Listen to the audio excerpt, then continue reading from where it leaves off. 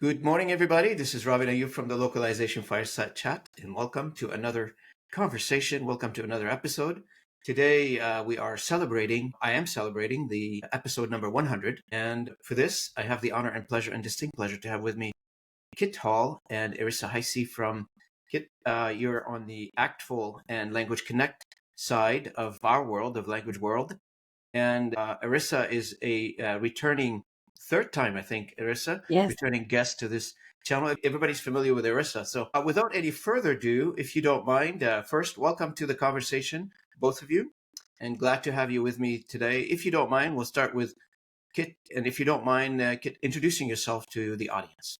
Sure. Thank you, Robin. It's wonderful to be here and how exciting to be part of the 100th episode. I am the current director of the Language Connects Foundation, which is the charitable affiliate of ACTFL. Many of you, I'm sure, in this community know ACTFL, formerly the American Council for the Teaching of Foreign Languages, now known only by its acronym. And ACTFL's best known for two things: language proficiency assessments and providing resources and professional development for language educators. So they are the unique in that they're the only member association that serves all languages at all levels. And the Language Connects Foundation was launched 2 years ago, in November 2022, as the charitable affiliate, and really in response to what ACTFL leadership saw as a crisis in teacher recruitment and retention. So the foundation serves to expand and extend ACTFL's impact through support for current and future language teachers, as well as really championing multilingualism and its, critical importance to kind of global citizenship. Absolutely. That's sort of how those two organizations come together, ACTFL and the Language Connects Foundation. Great. Erisa, would you mind introducing yourself as well? Thank you. Sure. So my name is Erisa Hysi. I'm all in for languages. And when it comes to all terms of languages and communication in general, because what language does what brings us closer and what makes sure that not only we understand each other in the first line of communication, but we believe and trust each other and work together. So United States is one of those nations that have believed in being multicultural, multilingual. So I'm very happy to be here for this cause. I run a language service company. I work as an interpreter. I have been on both sides of not being able to communicate and helping communication in general. So I'm very happy that we have this time here again to talk about how important it is to support Language Connect Foundation and its mission, but also to make people aware that we need to be all in it together, not separate for this. It's a matter that touches us all. Absolutely. And, we always talk about languages in a sort of like an education point or an academic point, but I don't think we give enough emphasis or importance to languages in terms of solutions. And humanity has a lot of problems. And I think languages are part of the solution. And I always say that, and I put that in several blog posts, I put that in several videos, that languages help bridge the gap between the understanding between various demographics, etc., and reduce the tension that you would see take it on a personal or one-on-one or a group of countries in that matter, in terms of how we understand each other's cultures. To that degree, I got somebody who responded to one of my videos saying, "No, I don't think languages can reduce the friction between countries." It doesn't solve all the problems. I get that. I understand that. But it helps solve some. And if you're not solving a problem, I don't think you should stand on the sideline. In our world, it doesn't matter what the problems are. I think anybody can solve the problem. They should step in and solve it. I guess that's our human behavior as a human. So, based on this, one of the questions I have for you is, what sparked all this for you? Tell me your story. Like, everybody has a story. What got you into this? Sure. I came to ACTFL not as a former educator. I've never been a teacher, but with 15 years of experience in nonprofit fundraising, Okay. I'm also the mother of 3 and have seen really firsthand the life-changing benefits of studying languages and studying abroad. So when ACTFL's launch of the foundation really was just a professional opportunity for me that I didn't feel I could pass up. To be part of something new, part of something that is so relevant and so timely now, particularly in this, climate, international climate, and an opportunity to kind of start and build an infrastructure, recruit volunteer leadership. Wonderful board members like Erisa are part of the Language Connects Foundation board. So that's kind of how I found my way here.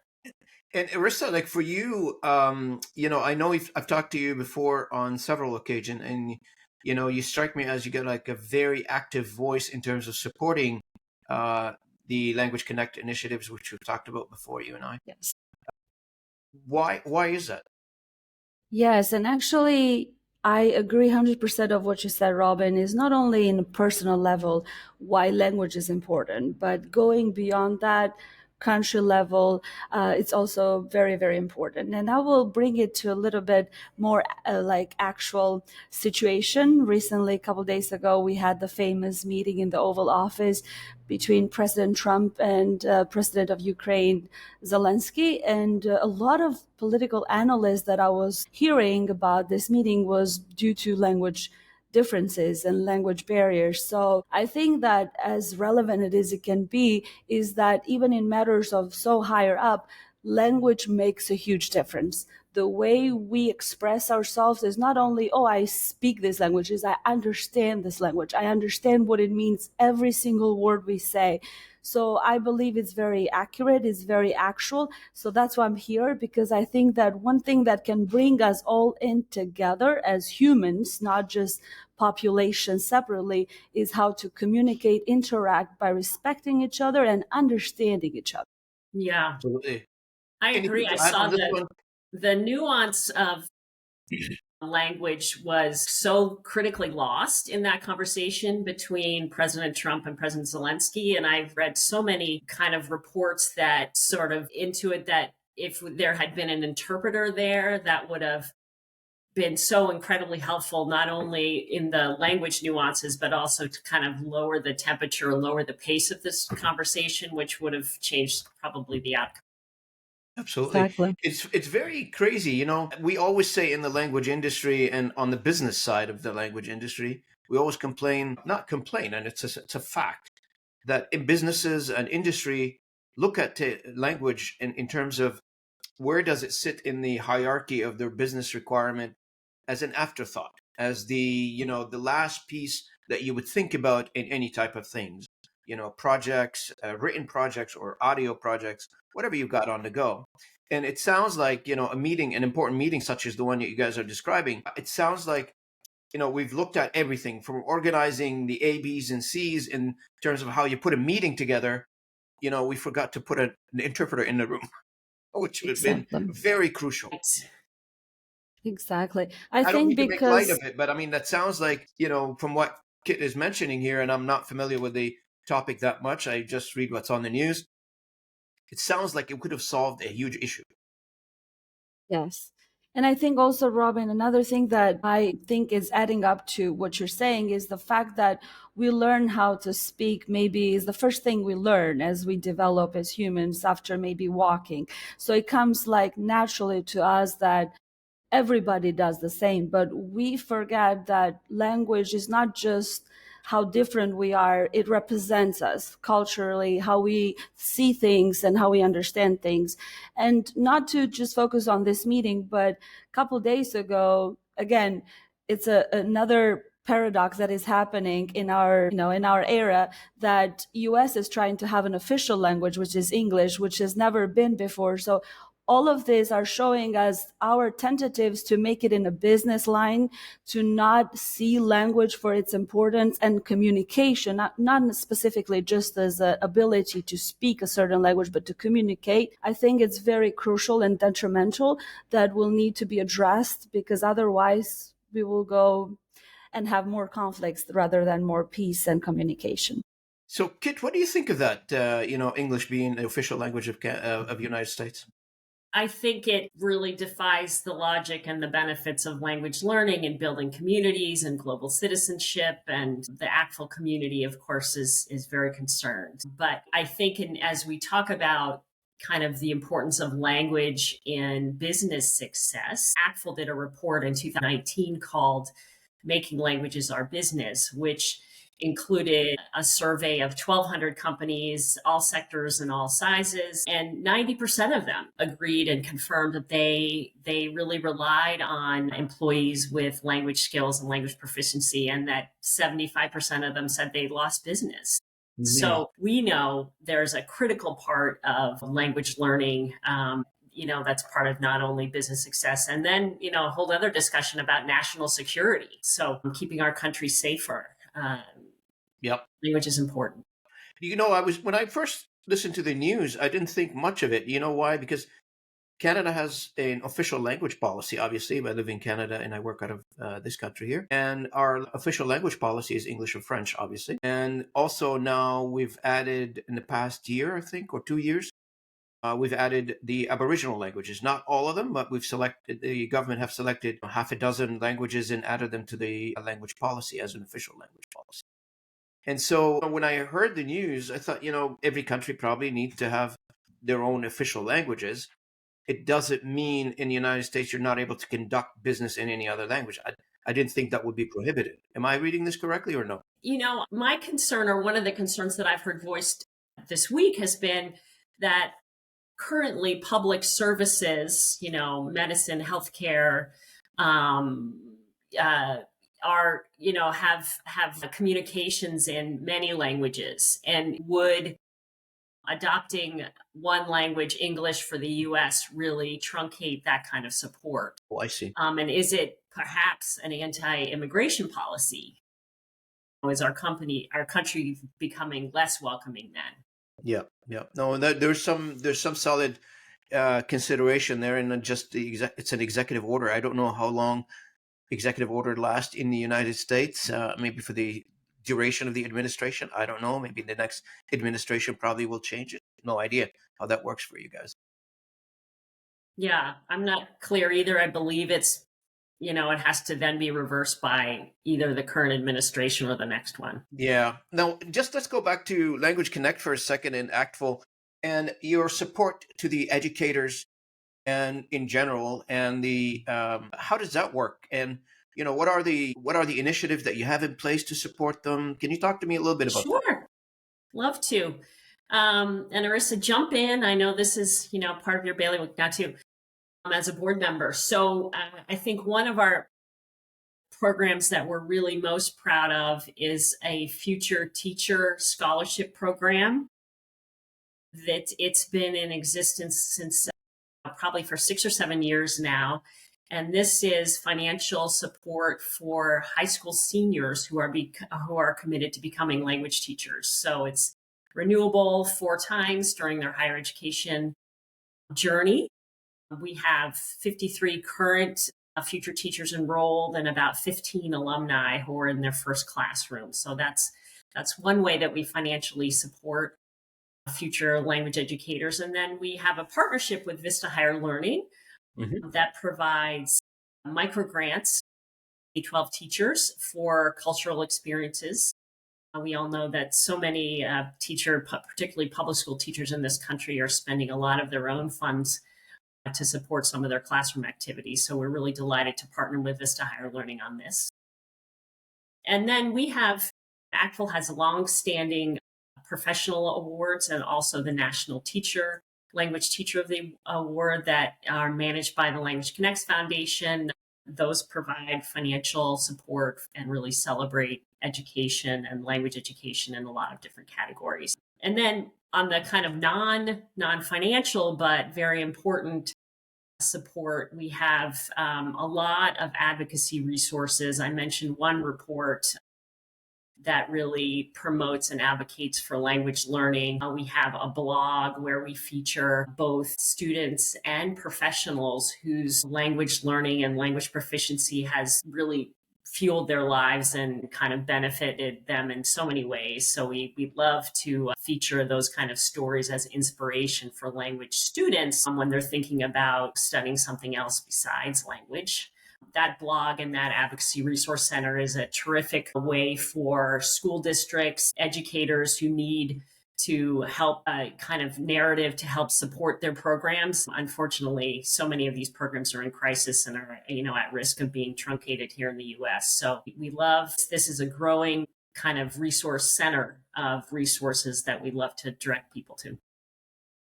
And before I move on to Erisa, just one additional question, if you don't mind, Kit, is that are the activities are across the United States? Are they concentrated in certain states versus others?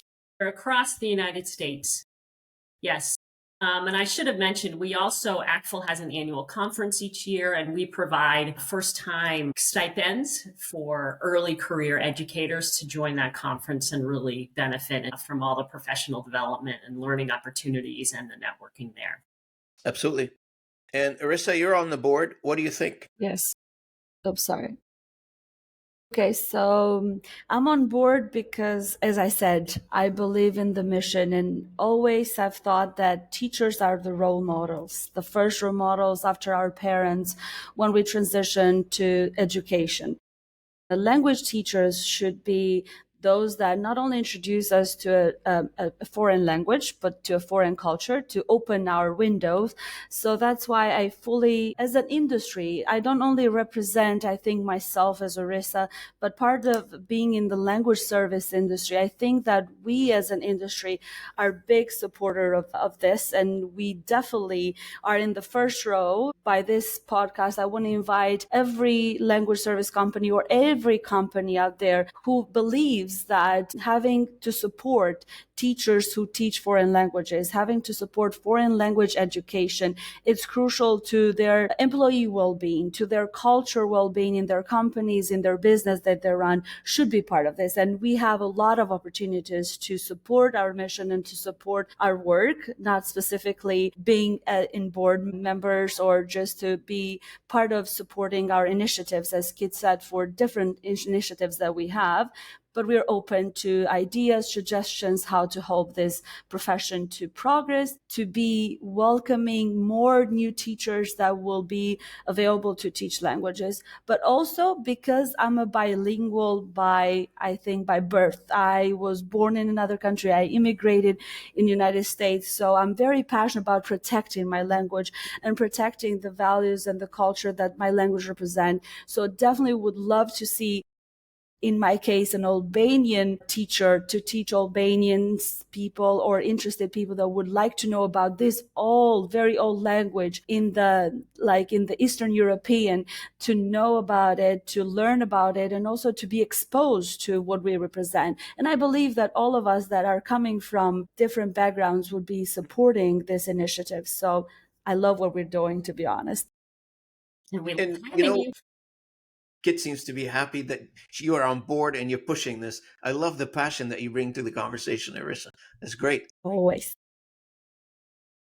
So I love the idea that you're trying to target the educators pool, if you will, or future pool at the high school level. Generally, past high school, they probably already decided where they want to go, and it's very hard to convince them to switch directions and get into the profession, right?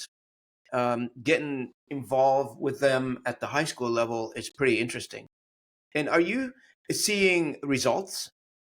Can you point to a few initiatives that you think that were successful? We know from our graduates of our scholarship program how critically important the support of ACTFL and the Language Connects Foundation has been to their educational journey. And I think in addition to, again, kind of focused on that program, in addition to the financial support, there's quite a significant piece of networking and mentoring that comes with that from other ACTFL members, longer service educators. So that's, we hear intuitively how incredibly important that's been to these groups of, early career teachers, as we call them.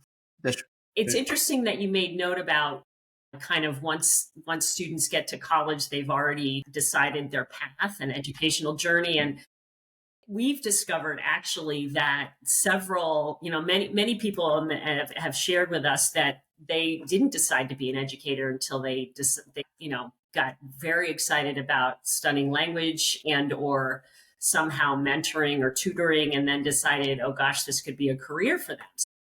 We are hoping to add this year the opportunity for students already enrolled in higher ed to actually receive some of these scholarships.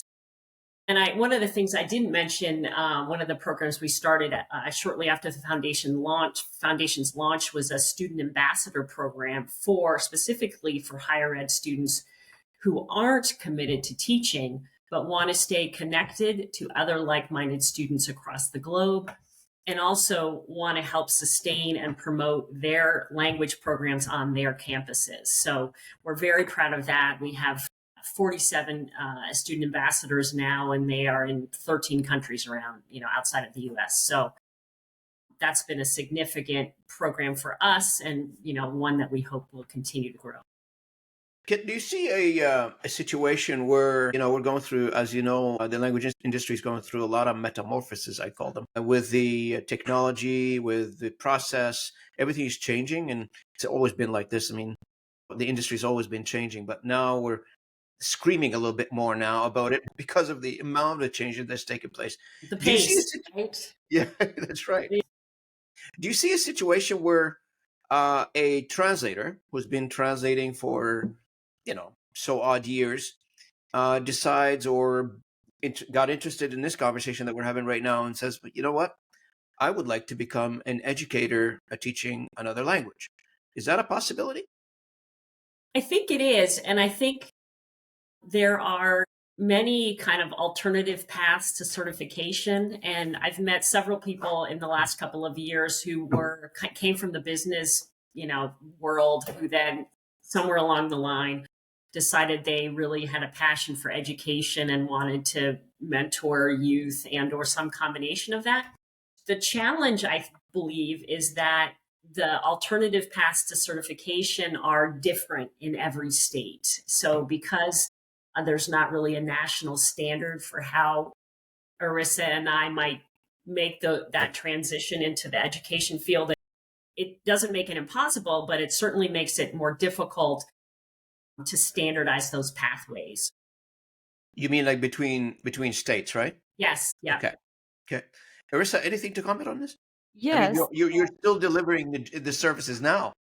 Yes, we are. And that's a good idea, like becoming an educator. Never thought, but now talking to you, Robin, and Takeda, I might consider seeing that as an opportunity, because when you work in language service, like you said, a translator, especially an interpreter that is very adequate influencing language communication and how the language are delivered.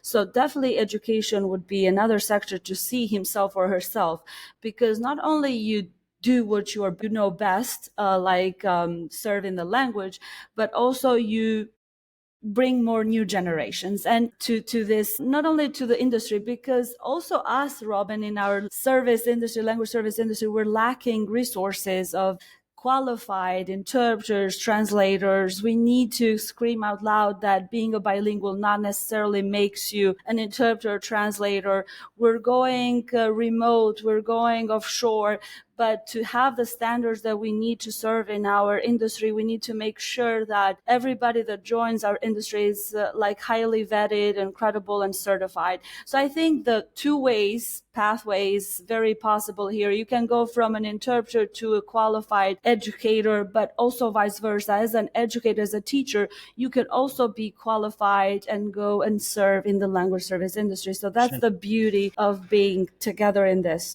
Absolutely. As an educator teaching foreign language, all I can think about right now is that, how many classrooms young, bright minds are listening or witnessing a teacher given, their, 100% in teaching them another language or trying to make them exposed to another culture at a young age. And how does that resonate with them? And are we, a question mark to both of you, are we at that young age planting the seeds that hopefully mature at some point, and this individual becomes either a functioning individual in the language industry or supporting the language industry in some way, shape, or form. Yeah, I think we know that the earlier you start learning languages, the better, and the benefits extend far beyond just the language learning, but there are so many cognitive benefits. And I think that one of the saddest things that's happening in the US is that many of these early education language programs are being shut down for financial reasons. And that's where we hope the Language Connects Foundation advocacy work and ACTFL's advocacy work can continue to have impact. I think, well, I'll stop there. You know what? It's a very interesting and very admirable and highly regarded cause that you guys are pushing. To be able to say to the world, our interest is to teach another language, to get you to know another culture. At the 100,000-foot level discussion, it is very, very admirable, honorable. I don't know how you want to say it.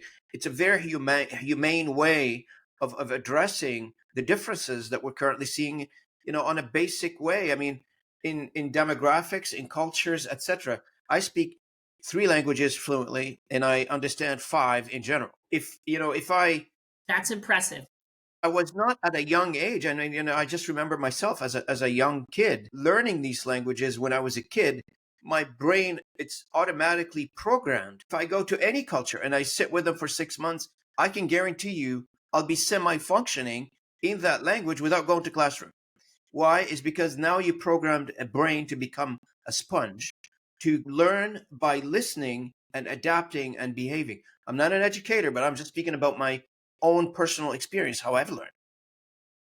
Yes.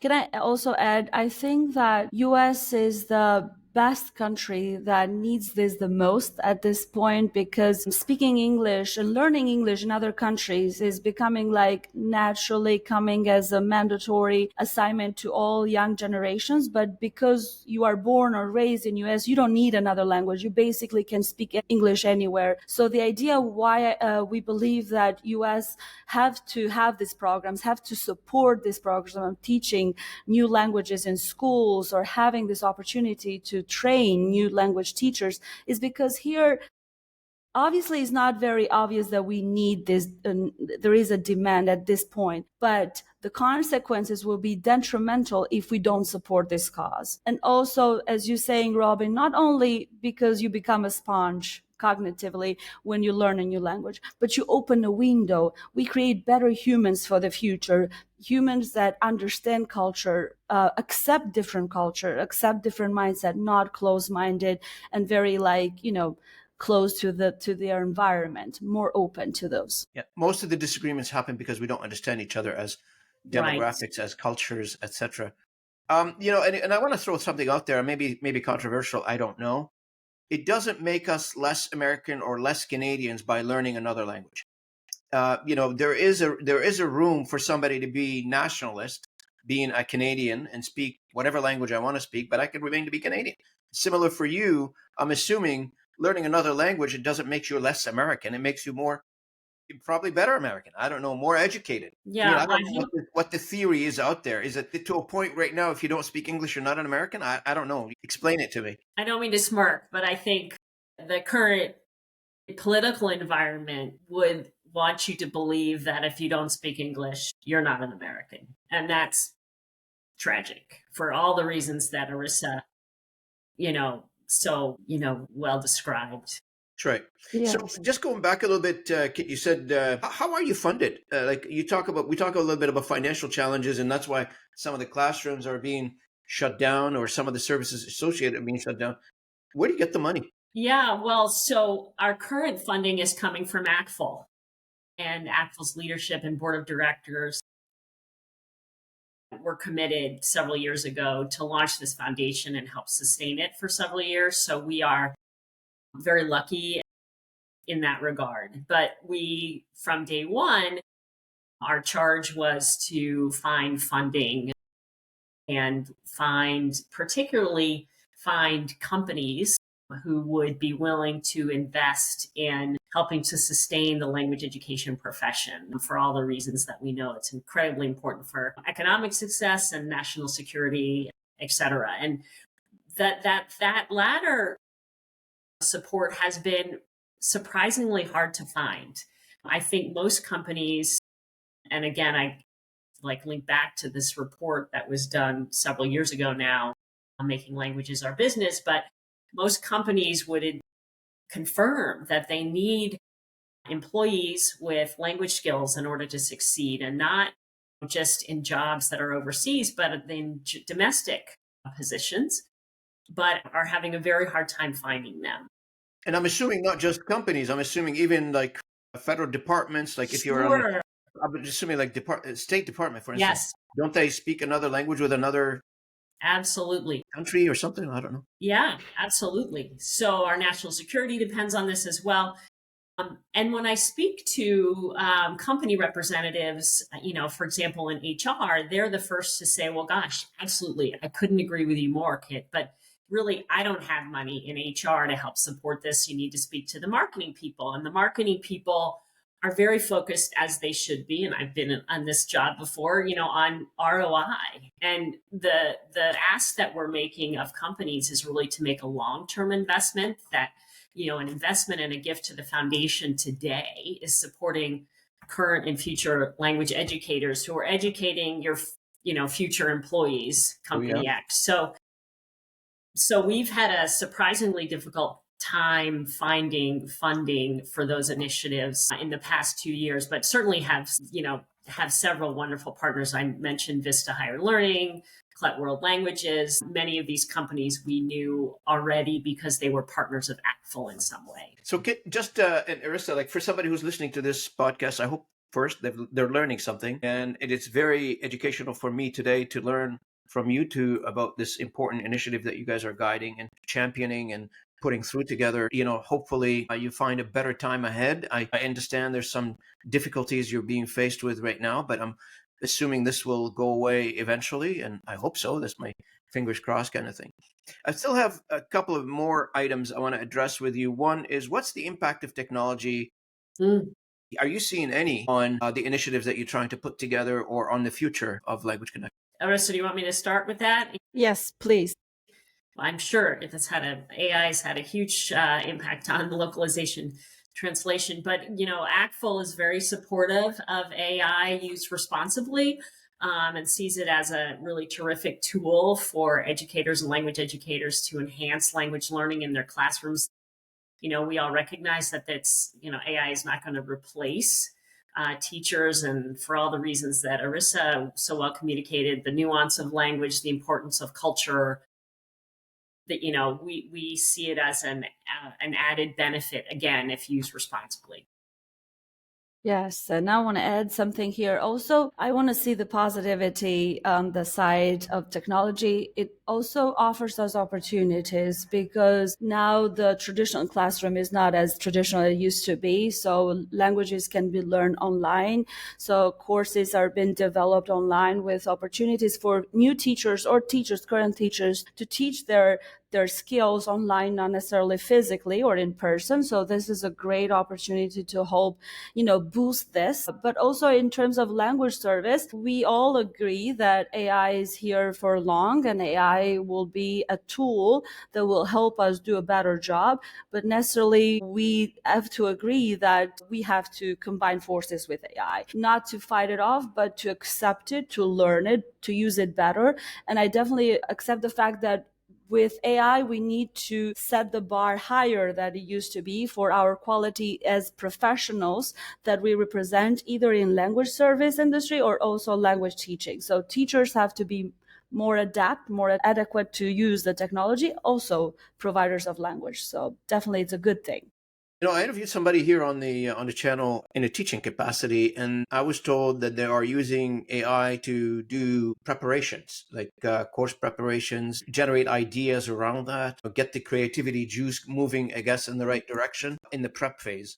Obviously, I AI is heard not going to. curriculum development, things like that. I also think that students can practice their language proficiency, certainly their oral proficiency and written proficiency using AI. Absolutely. And, as technology continue advancing, I think, and, just I'm using myself as an example, AI is making it easier for people to learn and assist in the role of the being a student, and it making the job of the teacher a little easier, because now it opened the door for more practice, more research. Try to be able to practice your audio, as you mentioned, Kit, and the way you pronounce things. With the audio capability of AI now, it's very easy. I can click audio, and an AI would listen to me and would tell me what I did wrong and how do I correct things. It becomes your sidekick teacher, if you will, that is with you all the time. Yes, and I think a lot of the kind of the apps, the Duolingo, et cetera, have, this wonderful gaming, for lack of a better word, function, which, people who've been on and had their streaks of 1,000 days or all these things, it's kind of exciting. Sure, yeah. We're all. And you know what, as much as we talk about technology, especially on the teaching side, it's still a human function, right? So, Yes. I mean, as Erisa was mentioning earlier, it's still 100, not, I don't want to say 100%, but close to 90% a human function. Like, it's not taking the human out of the teaching function, right? Now, one of the things that you mentioned earlier, like a lot of these programs are facing some financial difficulties, etc. But at the school level, are you seeing any issues at the school level, or how do you encourage schools who do not have let's say, a language program to get into it? We are seeing a lot of challenges at the school level, both kind of K-12 as well as higher ed. And you've probably heard some of the headlines, West Virginia University among them, that have really shut down or plan to shut down their language programs in the next few years for financial reasons. So it's really devastating and an unfortunate, more frequent trend, I think. And that's one of the reasons that ACTFL has developed a very strong set of resources and advocacy resources. And actually, the executive director of ACTFL is today at the Language Advocacy Days, on the Hill, on Capitol Hill today, advocating for the continuation of funding for language learning and language programs. We are often asked to write letters to school superintendents and school boards who are considering cutting funding for language programs, and it's happening more and more frequently. Wow, that's crazy. At this day and age, yes, we need more language connection, not less. Well, right. And I think we hearing that the Department of Education, President Trump is, planning to shut the Department of Education down. I mean, there's some real crisis in education and certainly language education. It's true. Now, and for our listeners who are generally from outside the industry or from inside the industry, the language, when we talk about the lack of interpreters, the lack of translators in our industry, this is where it starts. It starts at the education level. It starts at encouraging the young minds to enter into the profession at any stage of the education process. I get that.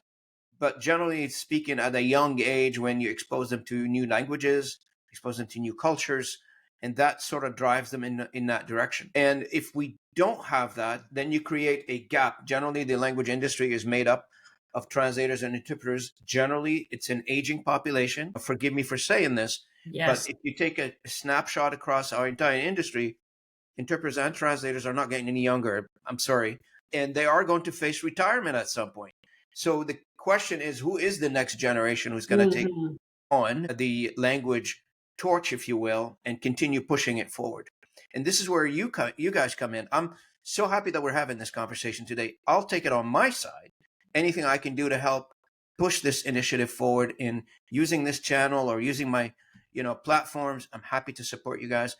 What do you think you need from the rest of the industry? How does the rest of the industry get involved with you, support you, and push you to the next level? Okay, so can I? So I want to talk to the industry leaders or everybody who serves, works, have been part or are part of this industry in two matters. First, as an industry representative and working with languages and knowing the importance of language and knowing the importance of accessing the language service everywhere. Doesn't matter if it's medical, finance, legal, governmental institutions. So everywhere is needed. So we are the best representative and best ambassadors educators to know the importance of language access. And we all are facing this challenging situation, especially in US with everything that is going on. But we are open-minded. We see the challenge and we face the challenge, but we have to support people who support our mission. That is to give access to everybody who, no matter what language they speak. And we're not talking about only spoken language, blind, deaf. So every type of access that we can give to our communities that live and are part of our communities in US, or not only in US, to have better accessibility. But also as parent, as kids said, when you have a child, you know the importance of creating a better world for them. And creating a better world starts at a young age. You want to have them presented or introduced to different varieties of this world. And this comes with language, this comes with having people from foreign entities to come and interact with you. And this example has set US in a different level. I personally migrated to US, to the dreamland, with this hope that US was that country that welcomed everybody, that loved everybody, that was open to serve to everybody. So I think we need to embrace that and we need to support that, everybody. Okay. And so I'm calling on all of our leaders here in the industry who's listening to this to get engaged, get involved, reach out to the guests that I have on the podcast today, Kit and Erisa, and voice your opinion and ask, how can I support you? How can I help you? This is all of us problem. This is not just Language Connect problem. This is the entire industry issue. The industry is suffering from lack of resources. That's where it starts, in education. And if we're not paying attention to education, guess what's going to happen? What's going to happen is the most dreadful thing that our industry doesn't want is more technology to replace humans.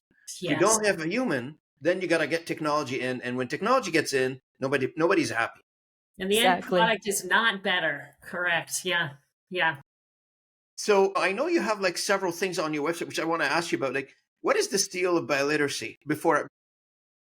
Yeah, I am not the expert at that, but I can certainly speak to what it is. So the seal of biliteracy is a certification for high school graduates to confirm their proficiency, and it's very valuable, education, higher ed, and kind of college applications. And it hopefully is becoming more increasingly valuable to employers as well. Okay. And actually, it was just last year that the 50th state adopted the seal of biliteracy. So while it's operationalized differently in every state, like so many other things, it's kind of really a national, trend now. And also you have I don't think it's Language Connect, I think it's ACTFL annual convention. You're involved in that, right? Yes, absolutely. The whole ACTFL organization really supports and is involved in the convention next year, or this year rather, November. It will be in New Orleans. Okay. We are trying to find partners and excited about finding partners who in the New Orleans and Louisiana area who want to support early career language educators in their professional development and having them attend, helping support their attendance at our conventions. So all of those international companies in the New Orleans area who are listening, please reach out. So yes, the convention is in November. It is usually attended by 6,000 or more educators from around the globe. There's a broad range of exhibitors represented there from various industries, publishing, language apps, technology, exciting things. And 3 or 4 days of really terrific professional development opportunities. And from my side, I mean, I do this sometimes. If you want, as you get closer to the convention in November, if you want to come back to the channel and talk specifically about the convention and promote it a little bit for you, we'll be absolutely very happy to do that for you. Yeah, that would be wonderful. Thank you, Robin. And I can bring some of my colleagues who work very directly on the convention from the ACTFL. Just to give it a little bit more highlight in the industry that we're operating in. Is there anything else you would like to tell the audience before we wrap up this conversation? It was great having you both online here. Thank you for the opportunity. Just welcome anyone who's more interested in supporting language education and championing multilingualism to join us either as a donor or a financial partner or volunteer. We have many, many ways that you can engage and support our mission. Absolutely. Erisa? Yes, and I want to say to everybody that is listening from the industry, the language service industry or outside, don't be afraid of the challenges we have ahead. If we get together and if we work together toward our mission, because we know what our mission is and is the right mission, is the mission to welcome everybody. Let's be holding each other's hand and let's make these challenges disappear altogether. Don't be isolated. Let's talk. Let's have conversation. Reach out to us anytime, and we would love to hear. Absolutely. And from my side, I want to thank you both, Kit Hall and Erisa Hysi from Language Connect. And I appreciate you being with me today. For our audience, I want to thank you for listening in on the podcast. And if you're watching us on YouTube, thanks for watching this video for this conversation. Again, I just want to remind everybody, this channel is supported by me. That's my personal initiative. Nobody pays me for this. I'm not making money out of this. It's completely personal initiative. I spend my evenings and weekends doing video editing. All I ask in return from everybody who's listening is to like, share, subscribe, and comment on the content that I produce. And all I do this is for the passion, for the love of languages and the language that it's bringing us together as a humanity across the globe. And from the audience and from me personally, thank you again for our guests. And thanks for the audience for listening in. Thank you. And I will see you at the next Thanks for having us.